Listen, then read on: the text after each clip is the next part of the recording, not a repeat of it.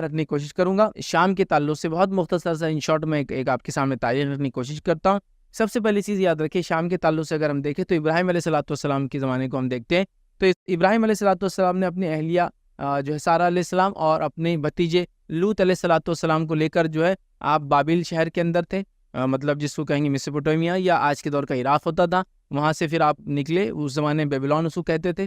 وہاں سے آپ نکلے اور آپ نے ہجرت کر کے اس جگہ کو جو ہے اپنا جس کو کہیں گے رہائش گاہ یا اپنے آپ کو وہاں رہنا آپ نے پسند کیا، اور پوری دعوت پھر وہاں سے نکل کر آپ نے مختلف علاقوں میں کیا رکھی. اور اس زمانے میں یہ علاقہ کنان کہلاتا تھا، اور کینانائٹ بول کے کچھ قومیں تھی وہاں رہتی تھی. بہرحال تو کنان اس علاقے کا نام تھا.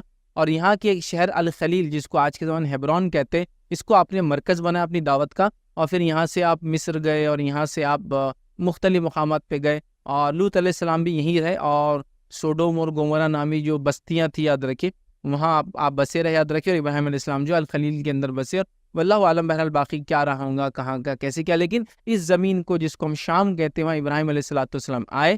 اور ابراہیم علیہ السلام کے آنے کے بعد کم و بیش تقریباً تمام انبیاء اسی زمین پر آئے. تو یاد رکھیے یہ انبیاؤں کی سرزمین ہے، یاد رکھیے جو شام ہے. یاد رکھیے جس میں نے آپ کو بتایا جو 4 بڑے ملک اس میں آتے ہیں، اور اس کے علاوہ اور بھی علاقے اور خطے آتے ہیں دوسرے ممالک کے، جس کے اندر فلسطین، اس کے بعد جارڈن، اس کے بعد سیریا اور لیبنان. یاد رکھیے اس کے علاوہ بھی کچھ علاقے اس میں آتے تھے. بہرحال تو یہ انبیاؤں کی زمین رہی ہے، مطلب یہاں ہر بستی ہر علاقے میں آپ جائیں گے تو قدیم بستیاں موجود ہے، اور کہیں نہ کہیں کوئی نہ کوئی نبی کا واقعہ یا تو بائبل میں موجود ہے یا تو روایتوں کے اندر موجود ہے یہود و نصارہ کی، یا تو قرآن نے پھر بہت ساری چیزوں کو خود درج کیا کہ فلاں جگہ فلاں ہو. ٹھیک ہے، تو بہرحال تو ابراہیم علیہ السلام یہاں گئے. اب اللہ رب العزت نے دیکھے جب ابراہیم علیہ السلام سکونت پذیر ہوئے یا سکونت اختیار کی یا رہنا پسند کیا، تو اللہ رب العزت نے قرآن میں کیا کہا یاد رکھیں. اس کے تعلق سے اللہ رب العزت فرماتا اور کہتا ہے وَنَجَّيْنَاهُ وَلُوطًا إِلَى الْأَرْضِ الَّتِي بَارَكْنَا فِيهَا لِلْعَالَمِينَ. اللہ فرماتا اور کہتا ہے کہ اور ہم نے ابراہیم اور لوط کو بچا کر اس زمین کی طرف لے گئے جس میں ہم نے تمام جہان والوں کے لیے برکت رکھی تھی.